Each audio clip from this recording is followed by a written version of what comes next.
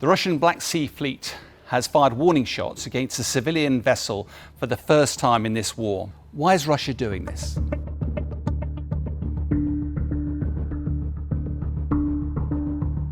Reports suggest that a Russian warship has attacked a civilian vessel in the Black Sea by opening fire using an automatic machine gun and also involving a military helicopter. Now, this is the first time such an incident has occurred in the Black Sea.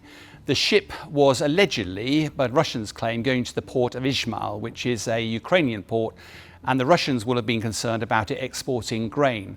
But actually the records showed that this ship was actually heading to a port in Romania. Regardless, this is the first time a civilian vessel has been fired upon in the Black Sea, which marks a marked escalation in this conflict. Only President Putin can know why Russia is targeting grain, but we can speculate. One of the reasons will be that Ukraine is the sixth largest exporter of grain in the world. It generates a lot of its revenue from the sale of grain, and therefore if you can stop Ukraine exporting its grain, you stop it getting revenue, and therefore you reduce its ability to continue fighting. But it's also worth remembering that Russia is the largest global supplier of grain to the world, and therefore if you reduce supplies by stopping Ukraine exporting, you increase demand, increase the prices, and the one person that will benefit is Russia and President Putin. The trouble is with that logic is that Russia makes most of its revenue from its oil and gas sales, and therefore it's hard to imagine that will be the primary reason for attacking grain in this way. Whilst reducing the supplies of grain will increase the price, the big impact is those starving areas of the world where grain will suddenly be not available or far too expensive to buy, and that's the poor and the starving nations of the world. On Ukraine, the humanitarian coordinator in the country visited the Danube port of Izmail on Saturday.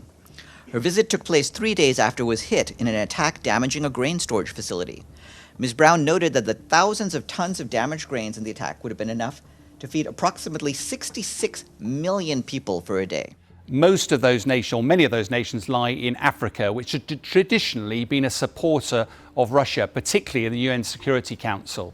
So the most recent Russian-Africa conference, where traditionally President Putin would have expected to host up to 43 African nations, only 17 turned up this year. Now, President Putin tried to placate the African nations by saying that he would provide free grain for 5 of those nations with a significant quantity.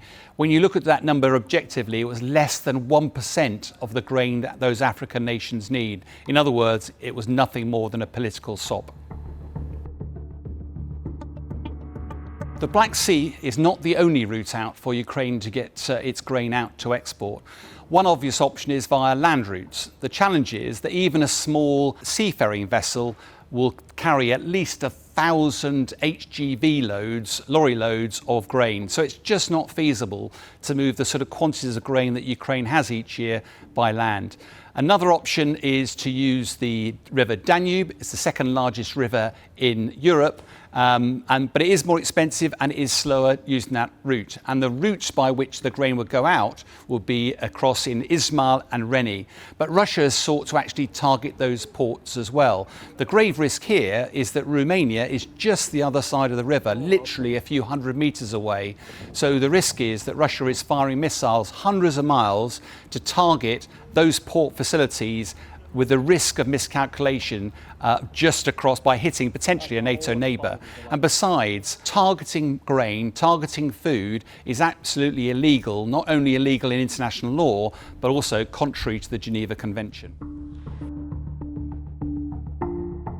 At face value, it's pretty simple to conclude that President Putin is simply trying to reduce Ukraine's ability to export grain, reduce its revenues, and therefore force it to the negotiating table. But it's also worth reflecting that the war is not going as planned for President Putin at the moment. He is on the defense. His troops are taking tremendous damage. The costs of this war are escalating, and as was proven by Yevgeny Prigozhin's march on Moscow only a few weeks back, President Putin will be wondering about his own domestic security. Almost certainly he would like to find a way to pause the war, at least for a reasonably short period of time. The challenge is that if he was to ask for that, he would look in a position of weakness. Whereas if he was to find a way of getting the international community to put pressure on both sides to draw the war to a close, it's quite possible that he would be able to come out of that negotiation more favourably. Therefore, by precipitating a global food crisis, we've already seen China, through the UN Security Council, bring pressure to bear on Russia. And it's quite possible that Russia would pretend to be against some sort of peaceful negotiation, be drawn to it by the international community, and therefore be in a much more powerful position to negotiate some sort of peace settlement on Russia's terms. But frankly, only President Putin can know what he was seeking to achieve from this, but it's pretty easy to join the dots. He's never called this a war. He's always called this his special military operation. And if President Putin was to secure the Crimea and also the Donbass, regardless of what happens to the land bridge, he would almost certainly be able to sell that as success to a domestic audience. Quite whether, though, President Zelensky would be prepared to accept that is another matter. But all of this grain war could be a very clever effort by President Putin to draw this war to some form of conclusion to his advantage.